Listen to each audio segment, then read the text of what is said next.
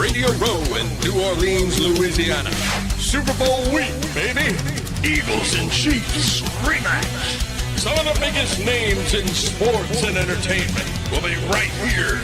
Put your seatbelts on and get ready for the ride. It's the Jake Asman Show. Radio Row coverage here in New Orleans, and joining us right now is the pride of Syosset, New York, on Long Island, Christopher Mad Dog Russo. Jake, how are you, pal? Good? Chris, I'm not doing as well as you. I mean, you invented radio. No, I don't know. It's a long time ago, Jake. 1989, 1990, and I wasn't the first, but it's a long, long time ago. Place is pretty crowded right now, which is good to see. We'll see if this game resonates with the American sports fan. You know, people are going to watch it, but I do think the rematch aspect, I'm a little chiefed out. I don't love the Eagles, so I don't love the game, and we just did see it. But, you know, listen, bottom line is it's Super Bowl, and they've had 58 of them. This is number 59, so away we go. Do you still get juiced up to come to Super Bowl week every year? Yeah, absolutely. I do. You know, I've just got here today, so I'm trying to get my feet under me a little bit. Give me a day or so when I've done a couple of shows, and I feel like I'm in the flow of it. You know, I was off a lot last week, so from that standpoint, to be putting that, here I am again. Take me a little while to get into the flow of it, but yes, always, you know, I like to perform and hear you perform, right? There's a million radio stations, there's a million TV stations, and you like to have your opinion heard, and you get your opinion heard at the Super Bowl. That you do. Now, I want you to know that when I told people I was going to start hosting on your channel, Mad Dog Sports Radio, people are like, oh, so is Chris Russo your boss? And I go, he can be if he wants. So do you want to be my boss? No, Jake, no. You're doing Steve Torrey as your boss, and Eric Spitz is your boss. Yeah. I'll just that name is the most important thing with the whole deal, and more so than just specifically me. So from that standpoint, you're in able hands with the two of them. Able hands. I'll take that. Now, for you, I'm very curious because you obviously had an unbelievable radio career locally in New York on the Fan all those years with Mike. Right. Then you had this unbelievably long career and still going on Mad Dog Sports Radio. But now I feel like you've almost had like a career renaissance being a huge star on ESPN on First Take. What has that meant to your career? Because I feel like there's a lot of people who were maybe not aware of the greatness that is Mad Dog Russo, who now certainly are. I give Stephen A. all the credit in the world. I think you're right about that renaissance. Came out of nowhere. I do think that the power of ESPN goes a long way.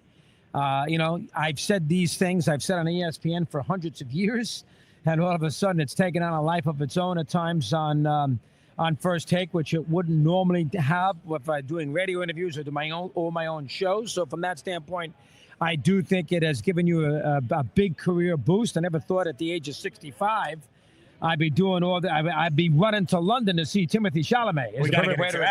Is the perfect way to explain it. I did not think that would be the case, say 5, 6, 7 years ago. So I'm very fortunate. I'm lucky to be in that spot. But I do like the radio. The radio is, that's why I love the radio the better. You know that because you get a chance to do your own thing. It's your own personality. You can do the shows the way you want to do the shows. You know, ESPN's a big corporate giant. It's a little different. They let me do what I want, but it's a little different. You know, you're sharing time. You got to make sure everybody fits in. Radio, it's just you. So the radio is still the deal that you enjoy doing more. That's where I started with, 40 years ago, 40, whatever it might be, 41, 42 years ago was the radio. Hall of Famer in radio. Well, thank you there, Jake. I appreciate that. Yes, that meant something to me, too. No question about it. How often do you think about the Mike and the Mad Dog tenure? I've been talking to Mike. Him and I have been texting. He loved the Complete Unknown movie, too. So we've been texting a little bit in the last, couple of weeks. Yeah, I think about the Mike and the Mad Dog show. You miss the camaraderie that you have with the partner. You miss the local angle that you have with that radio station. You don't have that as much on Sirius. And I certainly miss it when there's a lot going on in New York. The Mets and the Yankees this past October.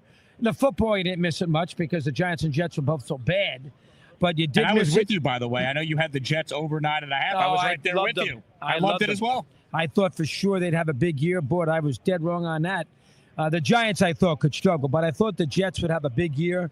And dead wrong. But you miss it when there's a lot going on in New York sports. The Knicks, the Mets this past postseason, and the Yankees, that's when you miss it. When you could react to the New York sports fan when that team that they have is in a big spot. You miss that. You don't get that as much on Sirius. So that's something you got to adjust to. How do you feel about this Jets team going forward? You have Aaron Glenn now as the coach. There's uncertainty what to do with Aaron Rodgers. Would you like to see Rodgers back? I think Rodgers, if I was here's what I would look at it.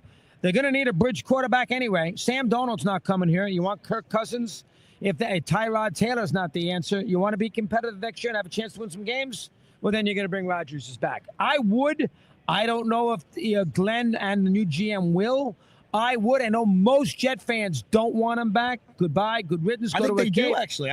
More Jet fans I talk to, they do want him back. Oh, they do want him back. Yeah. I was under the impression they kind of didn't because, he does suck. Who's the better option? He's threw 28 touchdowns, 11 picks. He does suck a lot of oxygen out of the room. That's fair. But if you get him back, you get Devontae Adams back. That's true, too. That's part of this as well. 100%. So, and you want to be competitive next year? You want to be in a situation where you got a chance. If football's such a year-to-year thing right now, you want to be competitive.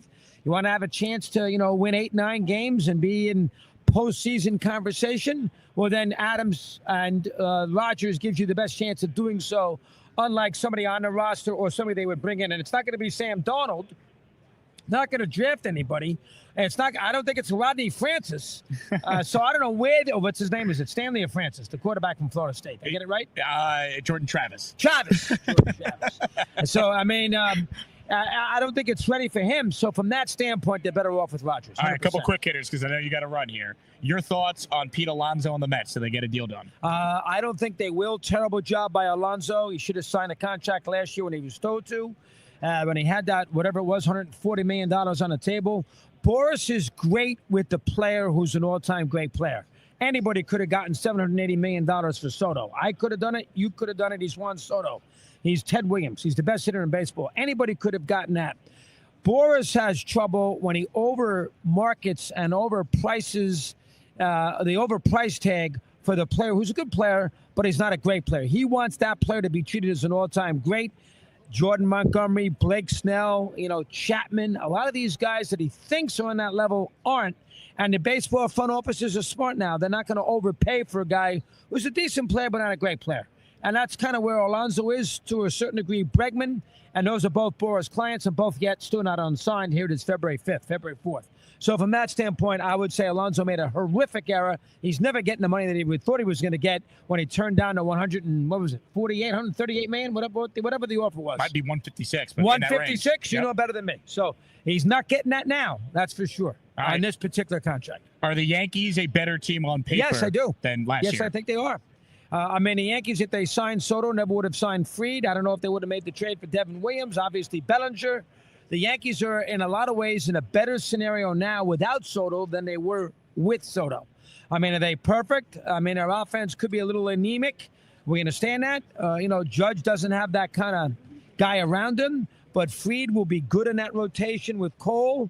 That's a good one, too. Heel's sitting there. I think Cashman did an excellent job.